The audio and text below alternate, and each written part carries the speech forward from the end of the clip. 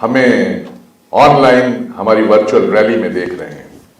मैं हूं नवेल सिद्दीकी, पार्टी का कार्यकर्ता हूं, एक सिपाही हूं आदरणीय अखिलेश यादव जी का, समाजवादी पार्टी का, और आपके बीच वर्चुअल रैली लेकर हम लोग हाजिर होते हैं, जिसमें हमारे वक्ता लोग आते हैं।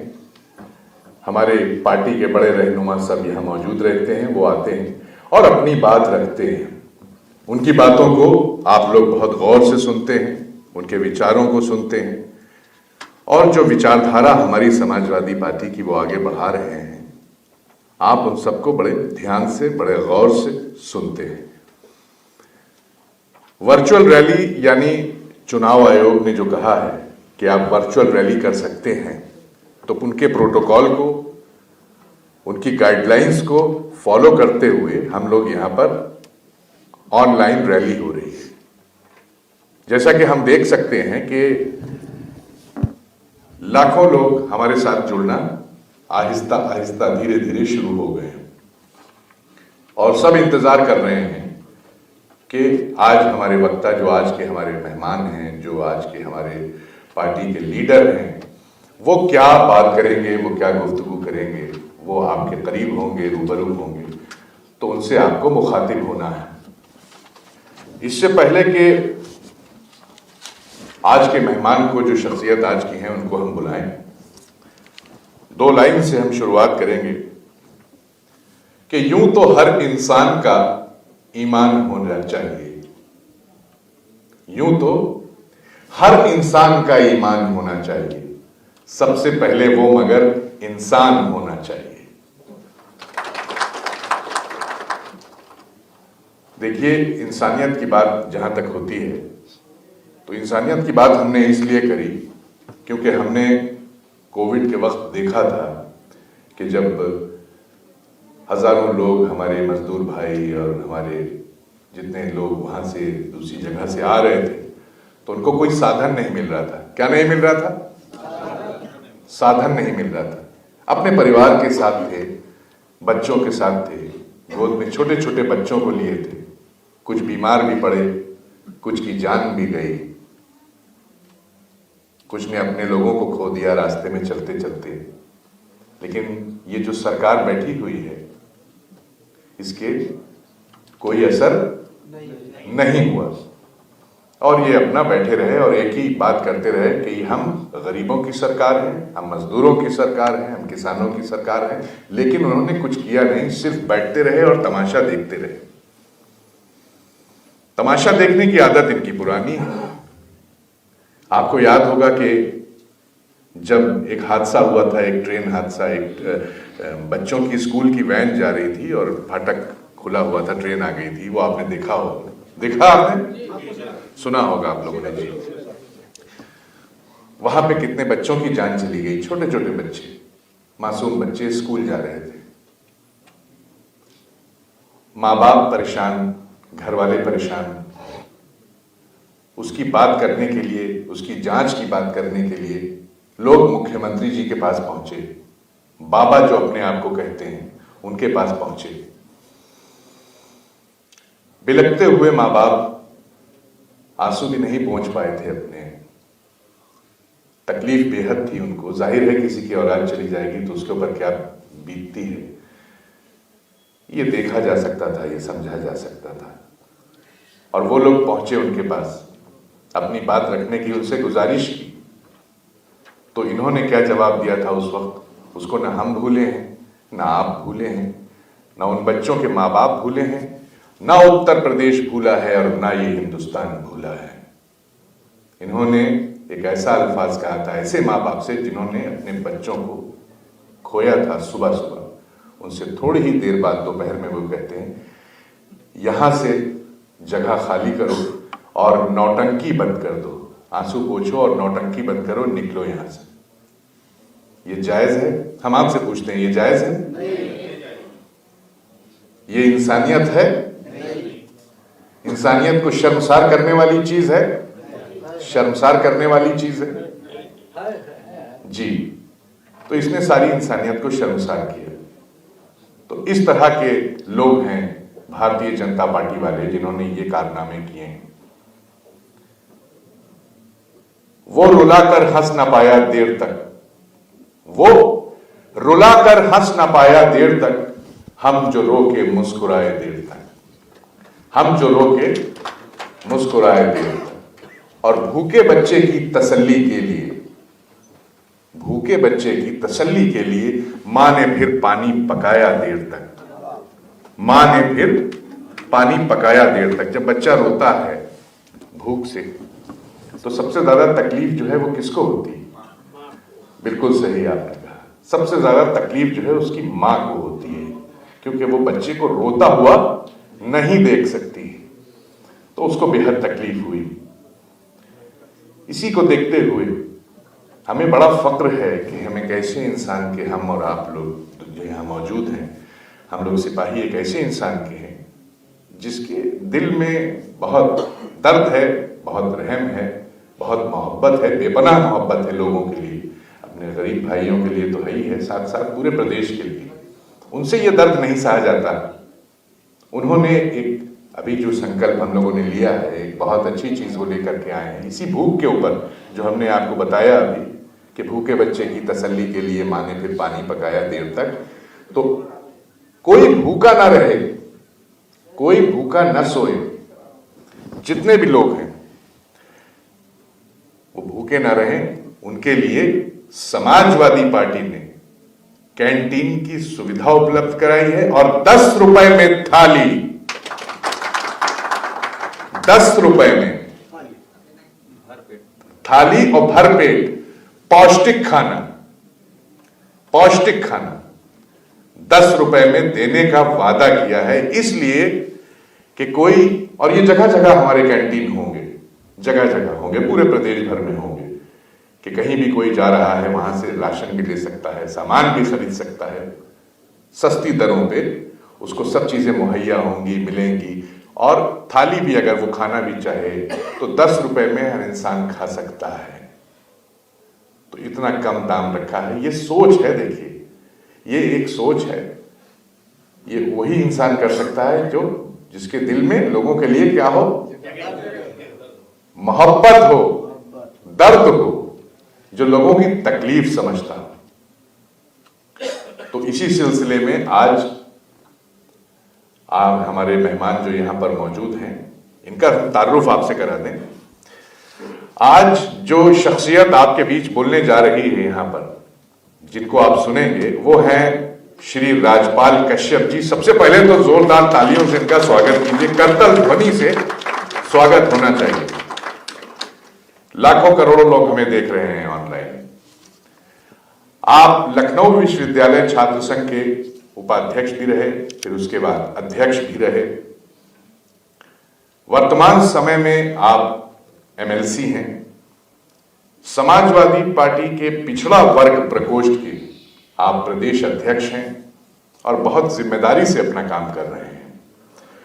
दलित और पिछड़ों की आवाज बुलंद करते रहे हैं, समाजवादी पार्टी की विचारधारा को आगे बढ़ा रहे हैं, और ये भी यही चाहते हैं जो आप चाहते हैं, यहां जो आप लोग बैठे हुए हैं, कि 2022 जो चल रहा है, इसमें जो 10 मार्च तारीख आने वाली है, इसमें सरकार आदरणीय अखिलेश यादव जी की बने, समाजवादी पार्टी की सरकार। ये भी यही चाहते हैं, हम भी यही चाहते हैं, और आप लोग भी यही चाहते हैं। चाहते हैं कि नहीं चाहते? तो जरा जोर से बताइए, चाहते हैं कि नहीं चाहते? ये देखिए, आपका जोश जो है, आपका जोश बहुत जरूरी है, और ये जोश जिस तरह से समाजवादियों ने दिखाया है 2017 के बाद से, मैं बता रहा हूं 17 से लगातार जो आप लोग हर चीज विपक्ष बनकर जो आप अपनी आवाज उठा रहे हैं, ये बहुत काबिले तारीफ है, लाजवाब चीज है। और यही जोश आपका है जो आदरणीय अखिलेश यादव जी को सबसे बड़ी कुर्सी पर उत्तर प्रदेश की इंशाअल्लाह बैठाने जा रहा है।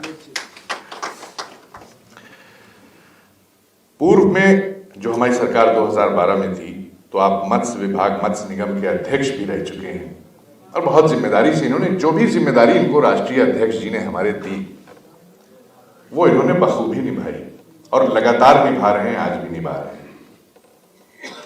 तो हम ज्यादा समय न लेते हुए रिक्वेस्ट करते हैं, निवेदन करते हैं राज्यपाल कश्यप जी से कि वो आए यहाँ पर और ऑनलाइन जो हमारी वर्चुअल रैली हो रही है इसको संबोधित करें, अपने विचार रखें और जितने श्रोता हमसे जुड़े हुए हैं, आप भी जुड़े हुए हैं, सबके साथ जुड़ें। राज्यपाल कश्यप जी के लिए जोरदार तालियां। आइए भाई साहब, आपका बहुत बहुत स्वागत है। धन्यवाद भाई नाभिद जी, और धन्यवाद जो भी जुड़े हैं और देख रहे हैं। मैं उन्हीं सब लोगों को धन्यवाद देता हूं। और हम लोग सौभाग्यशाली हैं कि वर्तमान में देश में एक ऐसा लीडर मिल गया जो अन्याय, अत्याचार, शोषण के खिलाफ मुखर तरीके से लड़ाई लड़ने के लिए सक्षम है। ऐसा नाम है माननीय अखिलेश यादव जी का, जिन्होंने लोहियावादी, अंबेडकरवादी, चौधरी चरण सिंह वादी और समाजवादियों को इकट्ठा करके एक ऐसी सरकार जो सत्ता के नशे में चूर है, जिनको इतना घमंड है, उस सरकार के खिलाफ बिगुल फूंकने का काम किया है और उस सरकार का सत्ता का नशा चकनाचूर करने का काम माननीय अखिलेश यादव जी ने किया है। और वो सरकार, जिस सरकार ने झूठे वादे किए, झूठ बोलने की फैक्ट्री है बीजेपी, जहां पे सब कुछ झूठ बोला जाता है, ऊपर से नीचे तक झूठ बोला जाता है। कोरे आंकड़े दिए जाते हैं, आंकड़ों में अस्पताल बनवाए जाते हैं, आंकड़ों में नौकरी दी जाती है, कागज पे झूठ बोला जाता है। और इंतहा तो तब हो गई जब योगी आदित्यनाथ अपने को संत कहते हैं और जब सदन में पूछा जाता है, विधान परिषद में, कि उत्तर प्रदेश में ऑक्सीजन की कमी की वजह से कितने लोगों की मौत हो गई, तो लिख के भेजा जाता है, सरकार लिख के देती है, एक भी मौत नहीं हुई। इससे बड़ा झूठ क्या हो सकता है? इसलिए आज चुनाव है और चुनाव में बड़ी रैलियां नहीं हो पा रही, वर्चुअल रैली चल रही है। और मैंने तो पूरे पूरब से लेकर पश्चिम तक घूमा है। जितना अच्छा माहौल वर्तमान में माननीय अखिलेश यादव जी को मुख्यमंत्री बनाने के लिए उत्तर प्रदेश में है, इससे अच्छा माहौल कभी मैंने नहीं देखा था, पूरब से पश्चिम तक। और जिस तरीके से आज बजट आया है केंद्र की सरकार का, बजट तो एक छलावा है, बजट में कुछ नहीं है। दूसरी बार केंद्र की सरकार बनी, बजट में आम आदमी के लिए, गरीब आदमी के लिए कुछ नहीं है। इसलिए तो माननीय अखिलेश यादव जी ने डॉक्टर राम मनोहर लोहिया की नीतियों पे चलते हुए दाम माधो नीति के तहत ही उन्होंने घोषणा की है। और प्रारंभ भी जब माननीय अखिलेश यादव जी मुख्यमंत्री थे तो उन्होंने शुरुआत भी की थी कि गरीबों को 10 रुपए में भोजन मिले। और इस बार तो उन्होंने कहा है कि सरकार बनेगी, सभी गरीबों को 10 रुपए में भरपेट समाजवादी थाली देने का काम माननीय अखिलेश यादव जी ने घोषणा किया है। और यही नहीं, बिजली 300 यूनिट फ्री घरेलू बिजली देने का काम किया है, वादा किया है। और साथ ही साथ में गरीब महिलाओं को, हमारी महिलाएं, माताएं, बहनें जो पिछली 55 लाख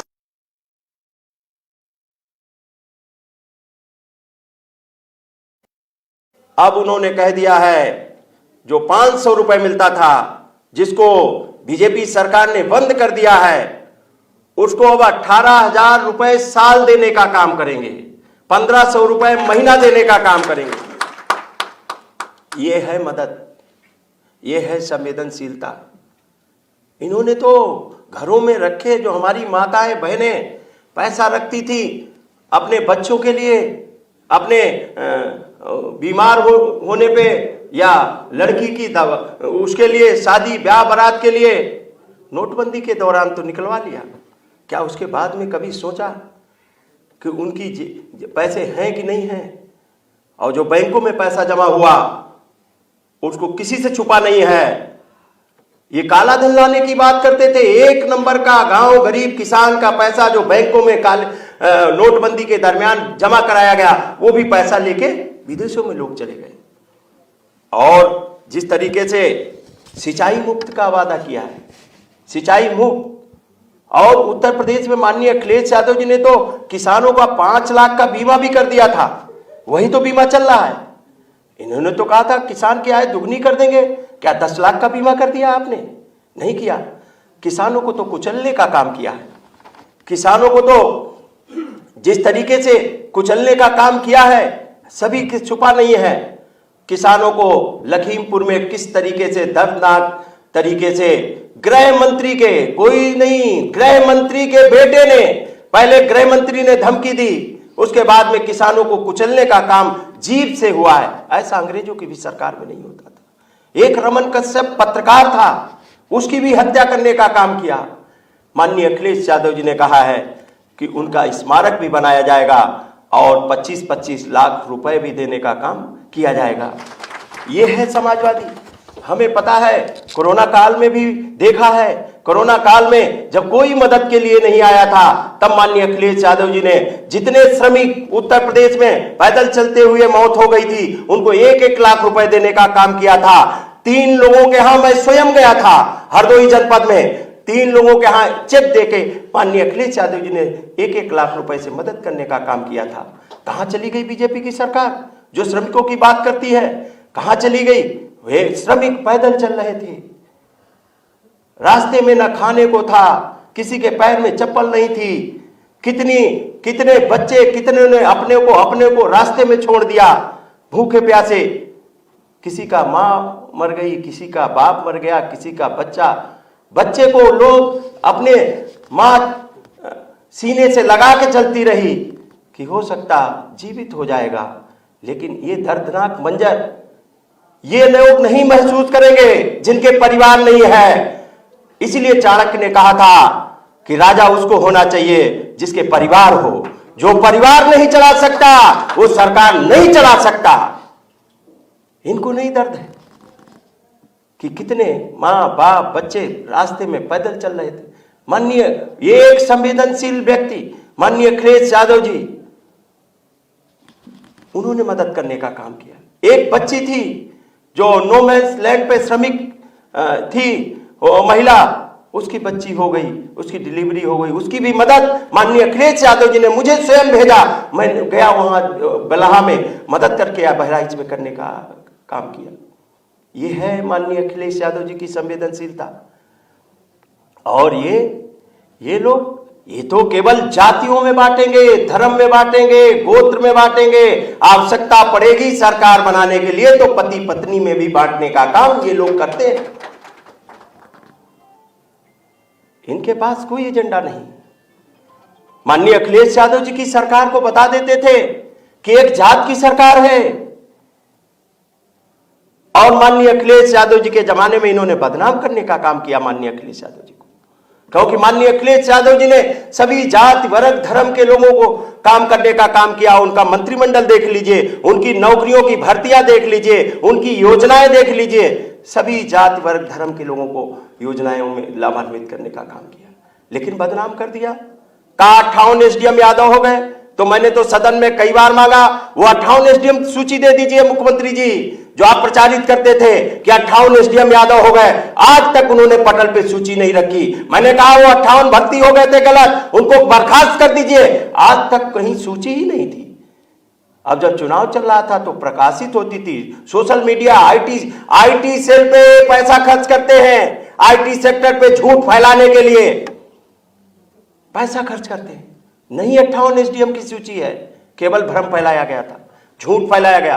कहा एक जात के कलेक्टर हैं और हमारे छोटी छोटी जातियों को बरगलाने का काम किया। चाहे कश्यप हो, चाहे निषाद हो, प्रजापति हो, राजभर हो, चौहान हो, नाई हो, सविता हो, विश्वकर्मा हो, और चौरसिया हो, भुर्जी हो, पाल हो, बघेल हो, दर्जी हो, नाई और हमारे राजभर हो, सभी जातियों को, बंजारा हो, अरकवंशी हो, बारी हो, इनको सबको बरगलाने का काम किया।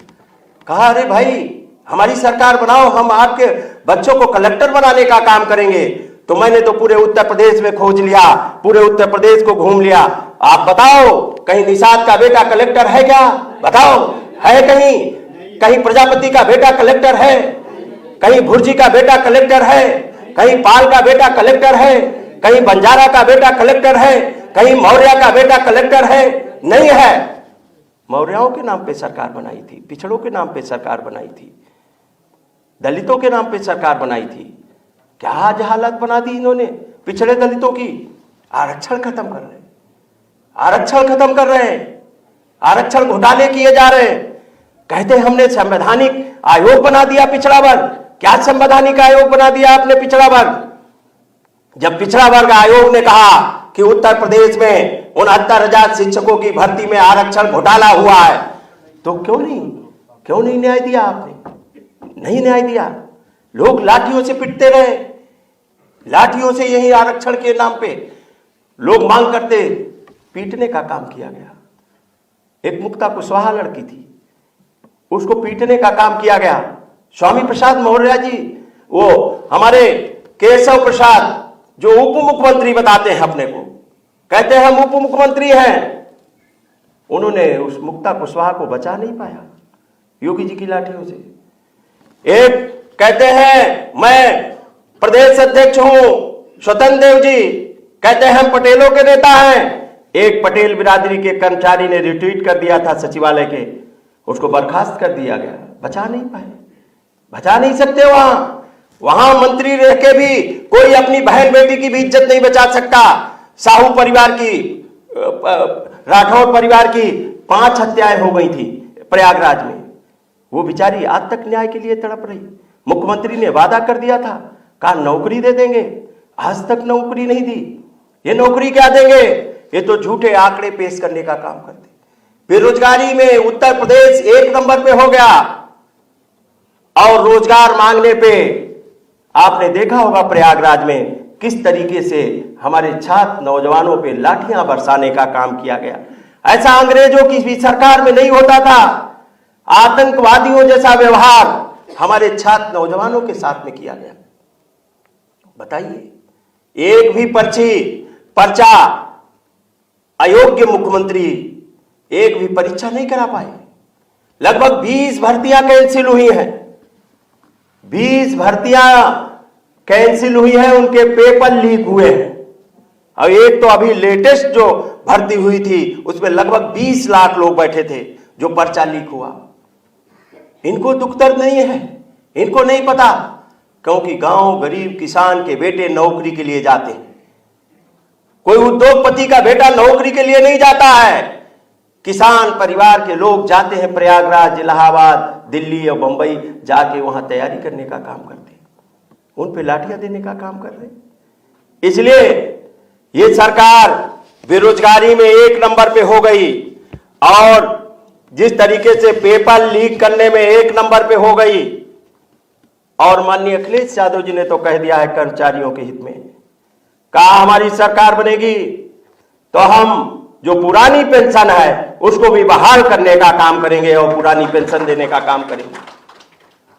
और उन्होंने ही इस पे, जब मुख्यमंत्री थे तब भी उन्होंने ही इसको कमेटी बनाई थी इसकी। मैं स्वयं उस कमेटी में था, चीफ सेक्रेटरी की अध्यक्षता में कमेटी बनाई थी, अटेवा संघ के लोग आए थे, और उसमें कई लोगों को कई निर्णय और भी हुए जो उनकी मांगे थी।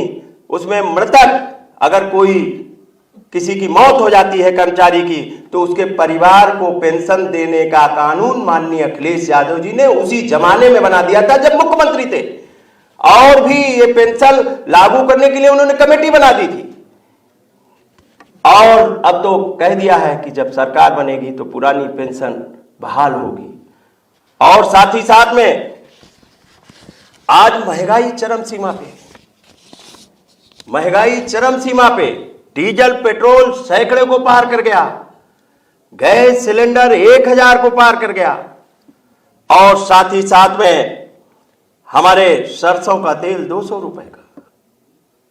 ये गैस सिलेंडर जो दिया है, ये चंद उद्योगपतियों की मदद के लिए दिया है, गरीबों की मदद के लिए नहीं दिया है इन्होंने।